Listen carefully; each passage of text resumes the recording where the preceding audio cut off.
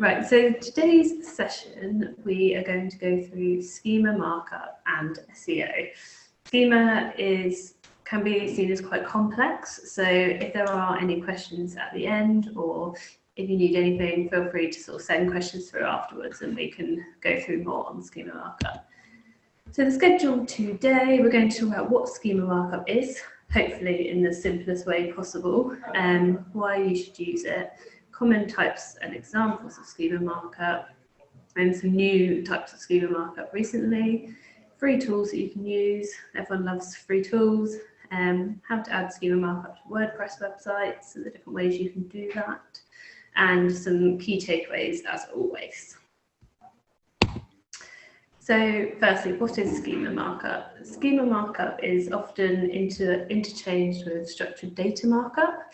So you'll often hear people using both those terms, but it doesn't really matter what you use. I'll explain the difference between them shortly.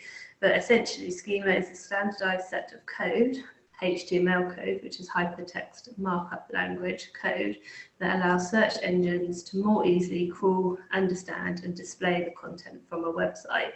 So I suppose one way to look at it is when you look at a website, you see the front end of the website. So you see all the content, you see the images, what's written on the website, but you don't see the back, which is the code. And there's markup in that code often that helps Google understand the page and what it means. Markup language basically indicates a relationship between concepts and entities in a document or a web page. And just an example of what I mean by this is if you're a local business like a print studio, for example, every print studio will have a name, so the business name, the business address, and the business phone number. If you have, say for example, you move address and you move to a different address, but the website has got the new address on, but you forgot to update the Google My Business listing, and then you've got loads of directories that you've previously built citation listings to that have another completely different address. So you've actually got the same name across all these different websites, but a different address and even potentially a different phone number. Each of these pieces of information about your local business is an entity, basically. It's a piece of data or an entity, and Google wants to understand the relationship between these different entities or these different pieces of information. So it's really important, for example, for local search results to ensure this information is consistent across the web, essentially, so that Google can understand the relationship. And it's all about, this can work in any situation. So for example, if you had Donald Trump and you typed Donald Trump into Google, you'd see a whole knowledge panel and a whole sort of information pack about Donald Trump. That's because that's all the information that Google has about Donald Trump. So for example, his, what he does, his date of birth and all of that. And that's all the information that Google has collected through sort of markup language and understanding the relationship between different pieces of data online.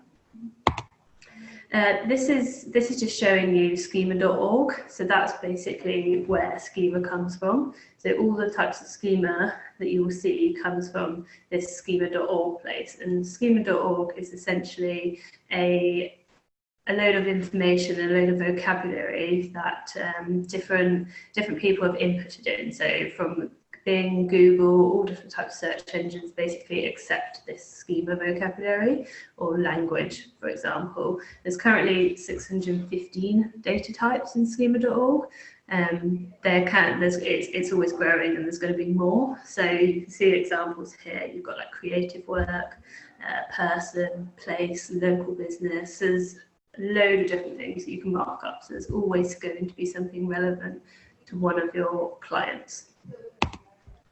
This is just reiterating on what I was talking about earlier, but structured data markup and schema are obviously used quite interchangeably, and that's because schema markup is the most popular type of markup used to structured data. And just a way to explain the difference, because you might see or hear often both these terms used. Structured data is code or data organized and formatted in a specific way. And a really simple way to try and explain this, I really couldn't think of a simple way to explain it, so this is the simplest way I could think. But for example, when you write a letter to someone and you address that letter to someone, you would always write their name first, and then you do the address, and then you do the postcode, for example. This is information structured in a certain way to ensure that the postman or whoever's dealing with that information is able to understand it and get that letter to where it needs to be. So quite simply, structured data is all it is putting information in a certain way so that people, Google or search engines can understand it and show that to users. It's exactly the same as like what you do on a letter, basically. So schema is actually the language or the vocabulary used in structuring the data. So for example, with the letter analogy, if you're addressing a letter from the UK, you address it with name, address, postcode, but you would address it, for example, in English if you're addressing it from somewhere in the UK to another address in the UK. So that is the language that you use. That's a really simple way of explaining it, but that's the simplest way I could think of. So is schema a ranking factor? People often ask this. No, it's not. So because a ranking factor is something that directly impacts your rankings. So it's something that Google says, for example, if you don't have good site speed, this could impact the way your site ranks, or if you don't have the content or the keywords. But schema is not that, but it can improve the visibility of your search results, and it can help increase the number of people that click on your result because of the way it might show your result visually. It's generally good SEO practice. But one thing I would say is if a website doesn't have the right keywords, if it's not targeting the right keywords, if it doesn't have good on-site optimization or quality content or relevant backlinks, if it's technically really bad, there's no site speed, the user experience is horrendous, there's no point implementing schema, because ultimately you have to get to the point where the website is ranking okay and you want to hopefully give it a little bit of a push. Schema could help with that. So the way search result pages look now, for example, if you were to do a search on your mobile phone, you used to see loads of very similar standard looking sort of results where you would have business, the name, for example, and then the listing with a description, and you'd click on it. Now, when you do a search on Google, you get all sorts of different results appear above those results. They are basically normally rich snippets. And then this attention can essentially drive additional clicks or calls to a website, essentially. So how can Schema Markup help you? Search Engine Land, which is one of the sort of SEO industry news websites, stated that by implementing Schema, you could get a 30% increase in click-through rate. I'm not saying that if you go and implement this today for your business, you will see this, because Schema is more relevant to some businesses than others. So there's a certain type of schema which is local business, that if you're a local business it will be relevant to you, but there are other types of schema that are really relevant to online e-commerce platforms like Amazon, for example. So it's not necessarily that if you're going to implement that you will see that, but it can be beneficial. And then these rich results also mean that you would stand out better in search results. So you may stand out over a competitive business. And it also allows users to reach the information they need. So it's all about the user. It helps the user have information that they need. So common types of schema. This is just a few here. Obviously there are 600 and something, but a few common ones are the local business, which we're going to focus on today because it's most relevant to you guys. Organization, which is basically about the type of organization or business that you are. Events, videos, products, reviews, articles, recipes, how-tos, FAQs. So all of these are quite self-explanatory, but there are a lot of different types. So I'm just going to chat about local business schema. So the reason you would implement this is essentially it will show your business details in the Google Knowledge Graph, including things such as, for example, opening hours, ratings, directions, and actions to book appointments, and order items, for example. So you can obviously also, there's the Google listing that you have, but having the local business schema can also help with this.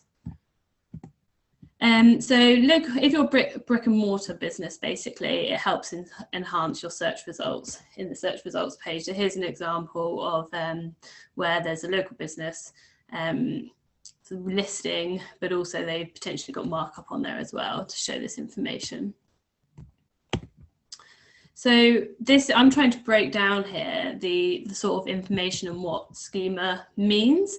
So there's within schemas, when you put this on your website, you have required properties, so required information that in order to put this onto your website, you need this information. And then you have recommended, and making this looks really complicated if you were to look at it on the website, but when you break it down, it's actually quite easy.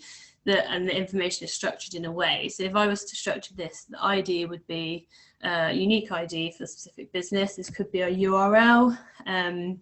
URL doesn't necessarily have to work because some businesses will have loads of different locations. You'd have the address and you'd have the name, and that's the absolute minimum that you have to have in order to have local business schema on your website.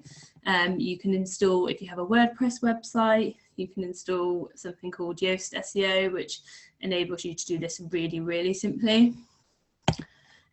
Some recommended properties. So for example, you can have rating, a department, you'd have geographical location, the latitude and longitude, so that Google Maps can understand exactly where the business is and has the correct information there. Opening times. So the property down the left hand side is essentially the information, and here you would have like what time the business opens, what time the business closes, what days the business is open, what time the business specific location opens. So the top one would be, for example, opening hours for if people are calling, and then you could have opening hours for example, for people coming into the place. And then if you're a seasonal business, for example, you can put that information on there. So all of this information is super useful for a local business.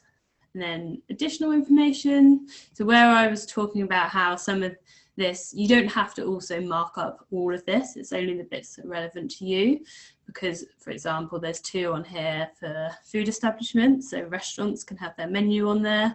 I don't know if you've ever, I was doing it the other day actually when I was looking to go to a restaurant, and I was trying to find the menus for these different restaurants because I have friends that are vegan and vegetarian and are quite fussy, and I couldn't find the menus anywhere. And it was just so easy when I found a restaurant and their menu was on their local listing. So all of that stuff really helps and would drive people to your website. But obviously, if you're not a restaurant, that's not relevant to you. Reviews, super, super important. Also a ranking factor. So if you do not have reviews, you absolutely need them. And also it's obviously beneficial to mark them up, but that won't stop your review showing if you don't put this on your website. Telephone number and URL as well. And then next, so now I'm going on to a different type of schema. Might not be as relevant if you don't sell products on your website, but it's worth knowing what this is, because you'll probably... Sorry, one second. No worries. Product schema is something you won't necessarily see, but when you see products on a website, or when you search for a product, often some of the big businesses will also have this marked up, and smaller businesses can as well. If you do sell products on your website, you can do this, but it's basically providing information about your product. So you can provide the price, availability, so whether it's in stock, and also reviews as well. Here's an example of what this markup might look like. So for example, there's a little product tab tag thing on this, is it a Google Home? So that's what product schema might look like, or markup on there. And then obviously the reviews, ratings. So if you can see this, there's a price. So there's like a secondhand iPhone, price from and price to this, and then says it's in stock. If you were to see this on a search result and then you were to see loads of others, you might be more likely to click on that one because you can see that the product is definitely already in stock. And then for the second one, for example, if you were looking for car insurance, LV have a review rating there, and you can see, and I'm a stickler for this, I always think you have to look for the number of reviews as well as the rating, because if someone's got a 5-star rating but only 2 reviews, it's it's kind of pointless. So they've got 32,000 reviews and a rating of 9.2. So to me, I'd probably likely to click on that result because of the number and the quality of the reviews. And then I'm going to pass over to Luke now to talk about events schema. Wonderful. Well, who said that SEO is easy? So hopefully that's a bit of an eye-opener in regards to as we start to get more technical into the world of SEO and the dependencies on knowing at least a basic understanding of code, because that's really what we're looking at with these certain tags. It's almost very similar to using HTML or PHP or JavaScript. So you'll all be developers in no time, I'm sure. Now we're going to dive into events and just like leaning back on what Olivia just brought up previously regarding the review listings. There's actually a dark art way that a lot of businesses have done this over the years by creating fictitious reviews. And I'm not saying that LV have 32,000 5-star reviews and that's not fake. But I think it might well be exaggerated significantly what they're representing in that search result. And there are also lots of businesses doing that. You know, there are a number of SEO companies, for example, out there. If you search for SEO in a certain region, it comes up with the 5 stars underneath. And these are reviews that they've just added to their website most of the time and then marked up as real reviews. So there are a lot of smoke and mirrors in these areas as well. It's important that you stick to the righteous path of this and don't kind of like get tempted towards using some of the naughty techniques to make yourself stand out, because you will end up getting caught eventually, and those can be very painful processes.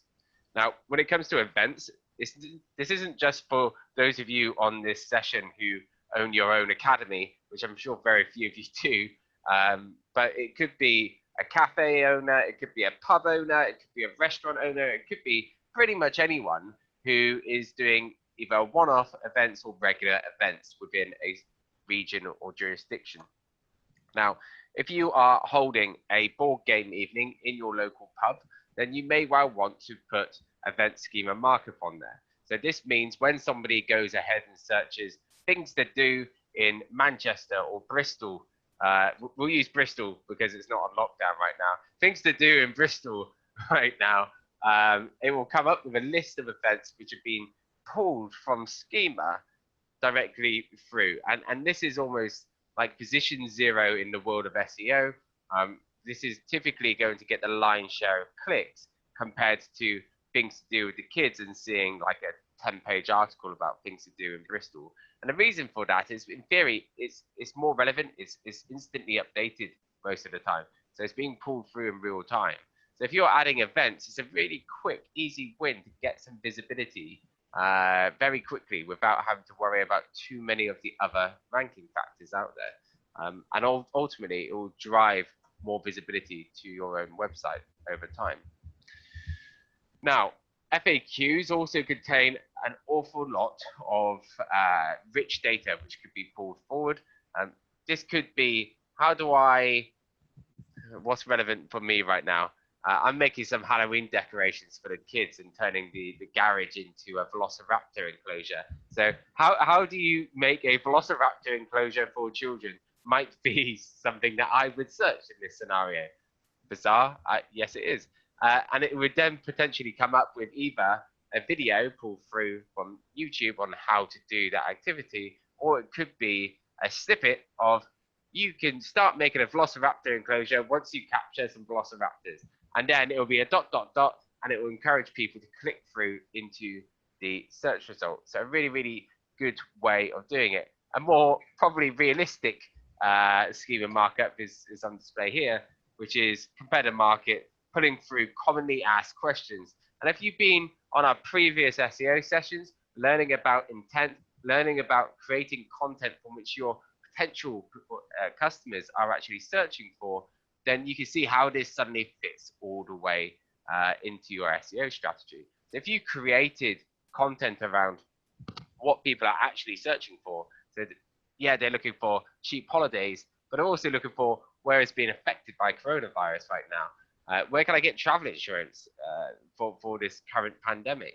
and how all of that is relevant. So you can see why these questions are being pulled through is because ultimately Google has realized that it's a lot of people going on to search for those questions, so they want to bring it to the forefront. It's once again Google trying to predict what people are searching for before they even go ahead and do it.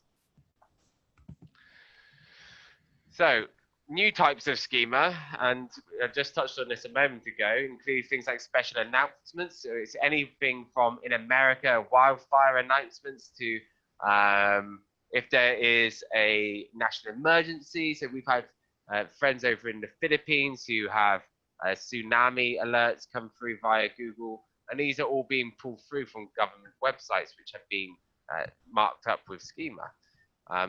Right now, COVID alerts are relevant.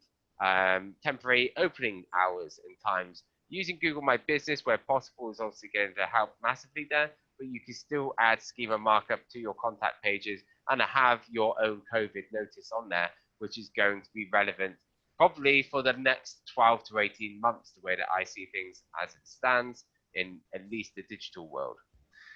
So yeah, COVID-19 announcements, making sure you know what's open. If there's anything in your region, we're going to start seeing more of this pull through onto Google. So if you write anything about Google, COVID on Google right now, it pulls through relevant information such as the daily statistic changes, what's happening right now, the common questions, once again, being pulled through from schema. Typically, these are going to be pulled from .gov websites, but if you have a rich enough and most relevant answer, then you will be shown. There was a young lad who created a tracking system for COVID previously, and he's ended up having tens of millions of visitors hit that website, become a millionaire from actually displaying the data, which then Google ended up pulling in through via schema. So, you know, a really clever way. I don't think he anticipated it would go that well. I think he's 14 years old. It's a really clever way of how real-time SEO can have a huge impact if you're clever and savvy with what you're doing. So we see here Bristol to Spain flights, and we can see obviously the COVID-19 alert coming up. And this is being pulled through via schema from gov.uk. So another really good example about how all of these search results are getting more dynamic over time. So some free tools, if you haven't completely glazed over in the last 30 minutes or so around schema, then some free tools for you to have a little play around yourself. First of all, you could use search.google.com/rich-results, and you can have a play and a tinker to see what is being pulled through from a schema market perspective, and if there are eligible pages as well.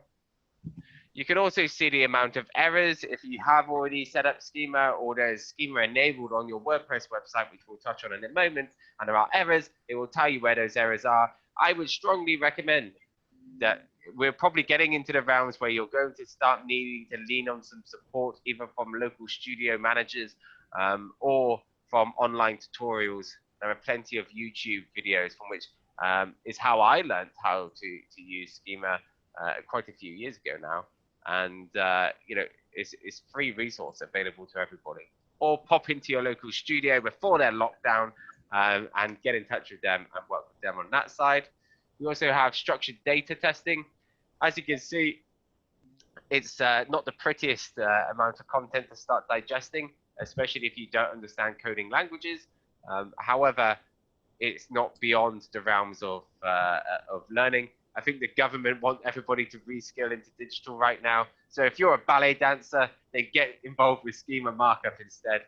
I think that's what they're leaning on anyway. I think also, just to add to that, you don't necessarily need to understand the left-hand side. I think you could just put your URL in and look at where it says detected. And if it doesn't detect any markup, then that's when you might say, I want to implement some, and then speak to your local studio about whether you could do that. Thanks, Olivia. That's much better than me telling everybody to retrain into schema. I mean, I don't even understand half the code, so I don't expect they will. Yeah, fair. So structured data markup helper as well, from which you're going to be able to see how Google is interpreting information on a page it's going to bring forward and highlight areas from which it understands this is a telephone, this is an email. And if it can't pull through the email and you're hiding it behind a send us a message, you can see here how it can't pick up the email on the local business. Really important to try and get all of this nailed down, because ultimately the more that this aligns with your Google My Business page, the more visibility you're going to be given from your map listings, your ABC map listings that appear on Google search. So really, really important to try and get that right if you can.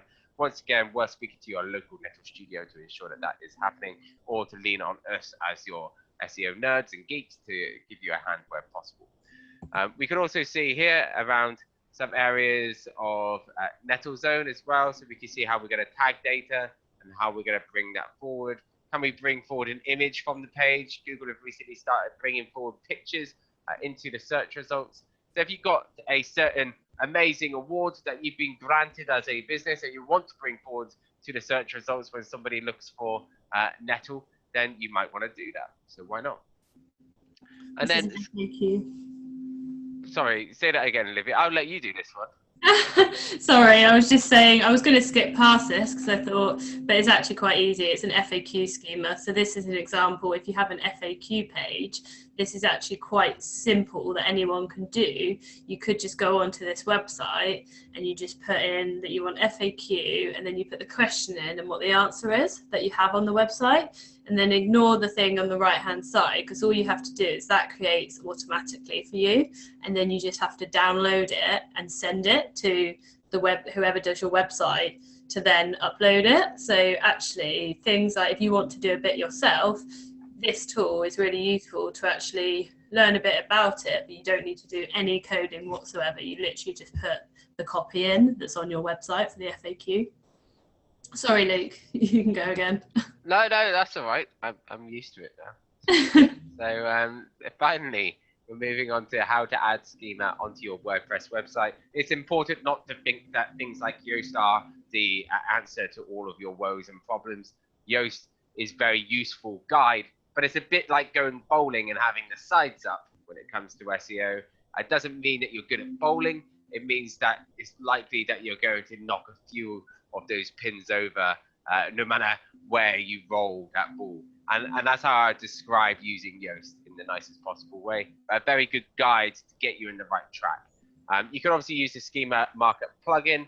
Yoast is really good just for adding the basics on to the page. Add it to HTML on your page if you are particularly tech savvy, or use Google Tag Manager, or alternatively go to your local Nettle studio or pick up the phone and speak to them, or email Nettle, seo@nettle.com, and we will assist you in your schema needs.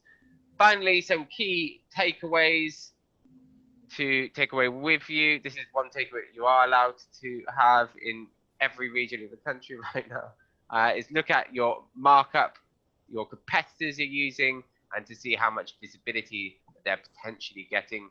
If you're seeing certain search results where you're lacking visibility, but there is clearly marked up content, like how tall is Justin Bieber, and looking at those results, if you want to rank for that, I don't know why you would, and find and implement all of the relevant markup, prioritize your local business, because that's going to be where you're going to get the most traction, and also your local events as well. I really recommend thinking outside the box to make your local businesses as relevant as possible in these really bizarre times.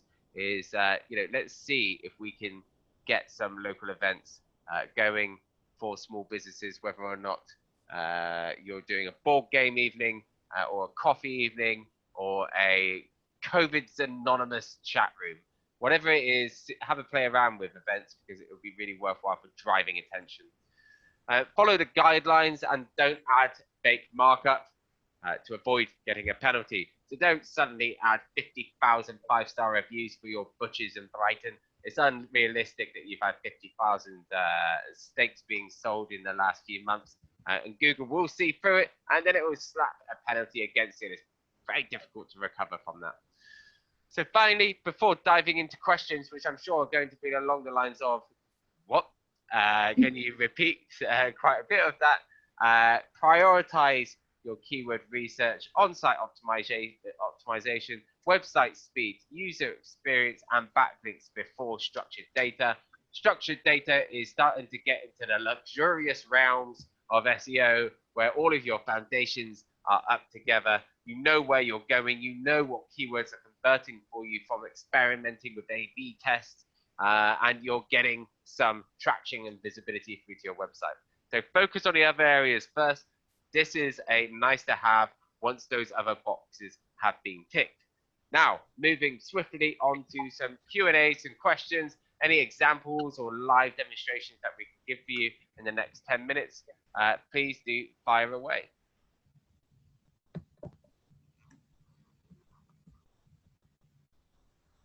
So I'm going to give it another minute. If there are no questions, hey. Yeah, on FAQs, when they've been created in structured data, they tend to be quite temperamental with Google. Sometimes they show, sometimes they don't. Is there anything you can do to make them more attractive? Sticky. Yeah, because they do come and go, don't they? Yes, and that's essentially that's the same answer as we always have. Google does what it wants. Okay. So Google will show them, because the reason for that is if Google only has a certain amount of real estate on the first page. So if Google showed every single website that put FAQ schema on, it would mean that there's only like 3 results on the first page. Okay. So basically, and Google will show it. It's partly to do with whether you've obviously set it up correctly, and then also to do with genuinely if Google thinks it's useful. So for example, if people, Google can probably see if people are clicking on it. So if you've set it up and no one's clicking on it, that Compare the Market example had the top question was, will coronavirus impact my travel insurance? That is probably one that is at the top for a reason. People are clicking on it. That's why Google's showing it. So unfortunately, there's no definitive answer to get it to know. But if it's not showing, it could be worth getting someone to look into it, because sometimes there's real specific reasons to, for example, if you've included something like, I used to have questions on a page, and the questions were, it was like 1, 2, 3, 4, 5, and for some reason the numbers were impacting whether it was showing. Okay. So there can be a little thing, so we can have a look at that for you if you want to email it across. Okay, thank you. No worries. Yeah, and I would say as well, building up your authority as well as much as possible, because ultimately the more authority you have, the more trusted you are.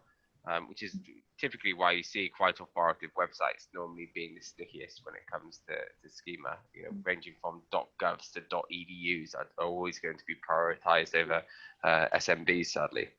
Okay. Anyone else feeling brave? Mark, is that Mark? You asking a question? I can't tell. Hang on. Let's unmute you. It might be the headphones. Could be. Yeah, normally headphones can stop you being able to ask questions. Feel free to write it in the chat box. I think we used Mark's website as an example on one of them, where there was a send us a message instead of the email. So that's a good little tip there for you. Yeah. Can you hear me now? Yeah. Yeah, got you. Right. Okay. One of the reasons I wanted to look into Schema is we've got a particular issue with a client's website. They're a developer and they've developed a site, but when we set the site up, we had to use their head office address, not the physical address of the building site. So we've had a real set of problems with both Royal Mail and Google recognizing the newly given email address, the newly given postcode, which has been an absolute nightmare. So we've tried everything manually to try and smooth out the issues that this has caused, because it was only about 2 months ago that the site actually became a physical site where people could go and view the show homes. Yeah. So we had people coming to the head office, which was 35 miles away from the site. That's a particular, for instance, but Schema would help with a lot of that, wouldn't it? Right. Yes, it would. So I suppose, firstly, obviously making sure that if you have I wasn't quite sure there whether you were still using the head office address or the new one, but whatever address you do need to use, just make sure that's really consistent. So on the Google listing, on the website, use the local business markup to put the address in there as well. And just make sure anywhere online, because like I was explaining before, ultimately it sounds complicated, but all of the information on the website, search engines have to try and understand, and they're all just pieces and entities of information, and it needs to all be connected, and Google needs to understand the relationship. So it might take a while for that to actually like feed through essentially. But yeah, just local business markup will help with that. And also potentially organization markup. You might not need both of them, but that can help you put the specific address and the name of the business and everything in as well. Right, okay, that's really helpful. Thank you. No worries. Any more? We're looking pretty light on the chat side of things. If not, then it looks like we'll be calling it a day. Yeah, I'd suggest everyone go away and just do a bit of a research about it. I don't think you'll ever be experts, and neither am I, but ultimately it's definitely something that you could look into, and it is getting bigger, but it is the technical side of search engine optimization. Definitely not the easiest side of it, but it might be that thing that gives you a bit of competitive edge at some point.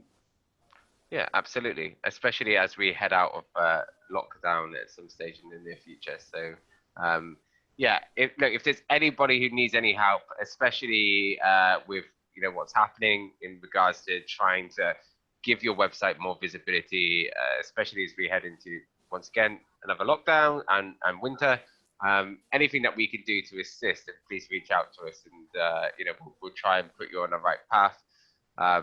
It's another really good time that if you are not opening as normal, like SEO is one of those things where it's time. Like the more time you put into it and invest into it, the better.